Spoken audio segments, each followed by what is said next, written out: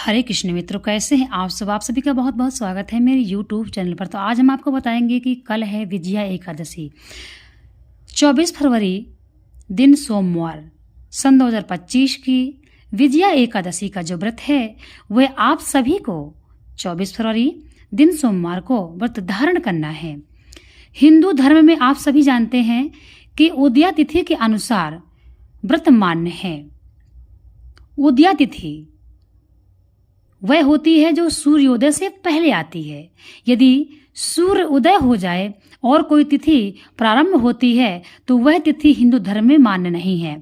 इसीलिए एकादशी का जो व्रत है वह आप सभी को उदया तिथि के अनुसार ही करना चाहिए। यह आप सभी को पता होना चाहिए। मित्रों, आज हम आपको बताएंगे कि विजया एकादशी का क्या महत्व है, विजया एकादशी का क्या महत्व है एवं इसको करने से हमें क्या लाभ मिलता है। आइए जानते हैं। सबसे पहले हम आपको बता दें कि विजया एकादशी का जैसा नाम है वैसा ही काम है। विजया अर्थात विजय प्राप्त कराने वाली विजया एकादशी। तो जिसकी मनोकामनाएं पूर्ण ना हो रही हो, जिसको अपने जीवन में सफलता ना प्राप्त हो रही हो, कई सालों से आप यदि मेहनत कर रहे हैं परंतु आपको कोई भी अच्छा परिणाम नहीं मिल रहा है, तो आप 24 फरवरी सन 2025 24 फरवरी दिन सोमवार को विजया एकादशी है, उसका आप व्रत धारण करें। यकीन मानिए भगवान नारायण की कृपा से आपकी मनोकामनाएं पूर्ण हो जाएंगी। भगवान राम ने विजया एकादशी का व्रत किया। भगवान श्री राम ने एवं कपिदल सेना सहित मर्यादा पुरुषोत्तम श्री राम ने सेना सहित विजया एकादशी का व्रत किया। इसी के प्रभाव से लंका पर विजय प्राप्त किया। भगवान श्री राम दालभ ऋषि के पास गए और कहने लगे, हे प्रभु, हे ऋषि, हमें किस प्रकार से समुद्र से रास्ता मिलेगा और हम लंका कैसे जाएंगे एवं हम लंका पर कैसे विजय प्राप्त करेंगे। ऐसा कोई उपाय बताइए जिससे हम लंका तक पहुंच सकें एवं लंका पर हम विजय प्राप्त कर सकें। तब ऋषि दालभ बोले, हे मर्यादा पुरुषोत्तम श्री राम, कल विजया एकादशी का व्रत है। आप कपिदल सहित एवं सेनाओं सहित सभी मिलकर के सच्ची भावना से विजया एकादशी का व्रत करें तो आपको लंका पर विजय प्राप्त हो जाएगी। ऋषि दालभ से आशीर्वाद लेकर के भगवान श्री राम एवं सेना सहित समुद्र के तट पर सभी ने मिलकर पूरी श्रद्धा भावना से विजया एकादशी का व्रत किया एवं लंका पर विजय प्राप्त किया। तो लंका पर विजय प्राप्त कराने वाली एकादशी विजया एकादशी हम सभी मनोकामनाओं को जो परेशान रहते हैं, पूर्ण नहीं होती, हम लोग व्यथित हो जाते हैं। इस एकादशी का व्रत करने से हमारी मनोकामनाएं पूर्ण हो जाती हैं। चाहे किसी के संतान ना हो रही हो, चाहे किसी की नौकरी ना लग रही हो, या फिर आपको कोई असाध्य रोग हो जो ठीक ना हो रहा हो, चाहे जिस प्रकार की मनोकामना हो, आप विजया एकादशी का नियमों सहित पूरा नियम का पालन करें एवं व्रत धारण करें। दशमी के दिन से आप चावल एवं ऐसी तामसी वस्तुएं बिल्कुल भी न खाएं, त्याग दें। मसूर की दाल, सोयाबीन, गाजर, ये सब चीजें त्याग दें। दशमी के दिन से ही आपको ब्रह्मचर्य का पालन करना है और आपको विजया एकादशी का व्रत करना है। सौभाग्य से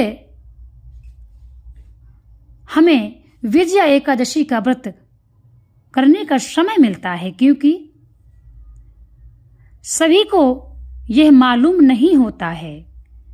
कई ऐसे महत्वपूर्ण तिथियां निकल जाती हैं जो हम नहीं समझ पाते हैं एवं ना ही हमें कोई बताने वाला होता है। जो व्यक्ति कोशिश करता है, एक न एक दिन भगवान उस पर अवश्य कृपा करते हैं। चाहे जिस क्षेत्र में है, आपको अवश्य विजय प्राप्त होगी, परंतु ध्यान रहे, विजय सिर्फ वहीं प्राप्त होती है भगवान की कृपा से जो उचित हो। किसी प्रकार से किसी को हानि पहुंचाने के लिए ऐसा किसी प्रकार का व्रत में किसी को लाभ नहीं होता है। इसीलिए आप सभी को विजया एकादशी का व्रत करना है। विजया एकादशी के दिन आपको प्रातः ब्रह्म मुहूर्त में जग जाना चाहिए।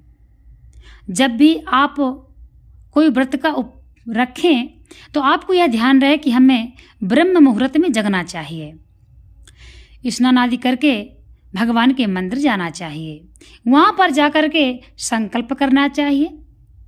यदि आप विजया एकादशी का व्रत धारण करते हैं तो आप मंदिर जाएं और वहां पर अपनी पूजन की जो सामग्री है वह लेकर के जाएं और वहां पर भगवान का विधिवत पूजन करें और पूजन के पश्चात वहां पर संकल्प करें कि हे प्रभु, आपकी ही कृपा से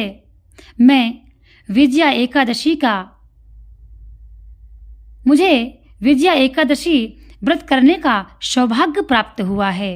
हे नारायण, मुझे शक्ति देना एवं सामर्थ्य देना कि मैं विजया एकादशी का व्रत पूर्ण श्रद्धा भावना से कर सकूं।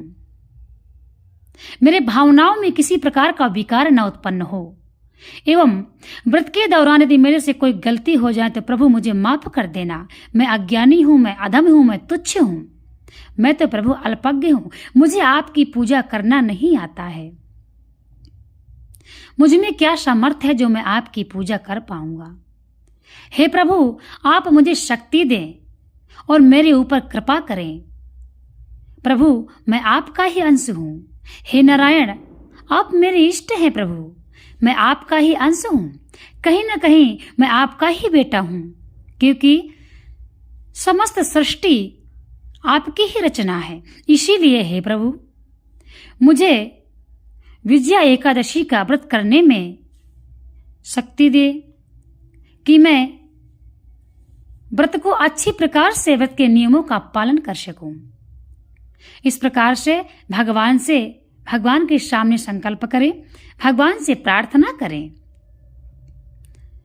फिर घर में आकर के अपने घर के मंदिर में भगवान का पूजन करें एवं कथा करें। विजया एकादशी व्रत की कथा करें। कथा करने के पश्चात आपको हवन करना चाहिए। तो हवन में किसी प्रकार की ऐसी सामग्री न डालें जो अन्य से हो। इसीलिए एकादशी के दिन आप ऐसा हवन करें जैसे तिल एवं गुड़, दूध, घी, मेवा, इस तरह का हवन करना चाहिए। अन्न युक्त कोई भी सामग्री नहीं होना चाहिए। एवं चावल एकादशी के दिन भगवान पर भूलकर भी अर्पित नहीं करना चाहिए। इसीलिए एकादशी के दिन आप चावल की जगह सफेद तिल का प्रयोग कर सकते हैं। इस प्रकार से आरती करें एवं भगवान के नाम का जप करें। भगवान नारायण के नाम का पूरा दिन जप करें। यदि संभव हो तो रात्रि में जागरण करें और इसी प्रकार से एकादशी के दिन आप भगवान का नाम लेते लेते एकादशी का व्रत अपना पूर्ण करें।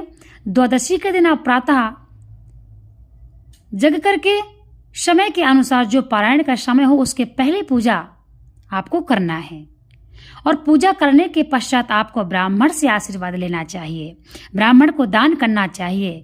घर में ब्राह्मण को बुलाकर भोजन करवाना चाहिए। ब्राह्मण की परिक्रमा करना चाहिए। ब्राह्मण के चरण धुलना चाहिए। इसके पश्चात पारण हमको करना चाहिए। तो ध्यान दें, यह एकादशी व्रत के नियम है और एकादशी एक साल में 24 आती हैं। एक महीने में 2 एकादशी आती हैं। एक तो कृष्ण पक्ष की एकादशी एवं दूसरी शुक्ल पक्ष की एकादशी। यदि 3 साल में अधिक मास एक बार जो आता है, यदि वह अधिक मास आ जाए पड़ जाए तो फिर हमारी 26 एकादशियां हो जाती हैं। इस प्रकार से जब हम एकादशी का उद्यापन करते हैं, विराम करते हैं, तो ये हमको ध्यान देना होता है। यदि आप उस साल उद्यापन कर रहे हैं, उद्यापन का दोस्तों मतलब ये नहीं है कि आप उद्यापन करें और एकादशी के व्रत करना छोड़ दें।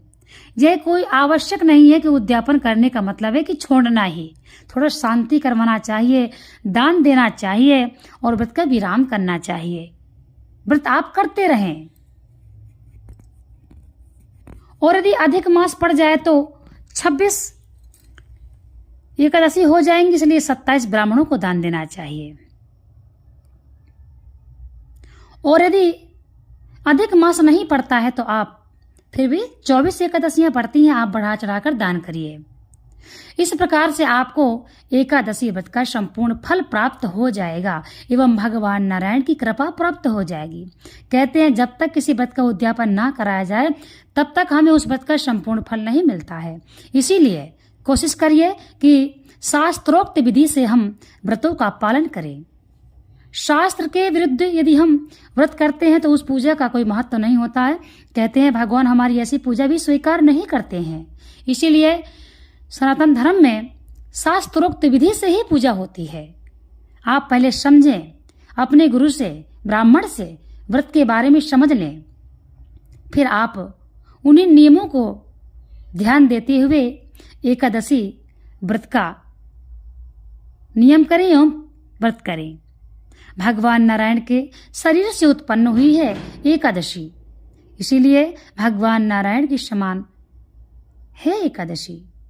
जो व्यक्ति एकादशी का व्रत करता है, भगवान नारायण की कृपा उस पर हमेशा बरसती है एवं सुख समृद्धि कभी घटती नहीं है, बढ़ती ही बढ़ती चली जाती है। वह मनुष्य हर क्षेत्र में विजय प्राप्त करता है जो मनुष्य एकादशी का व्रत करता है।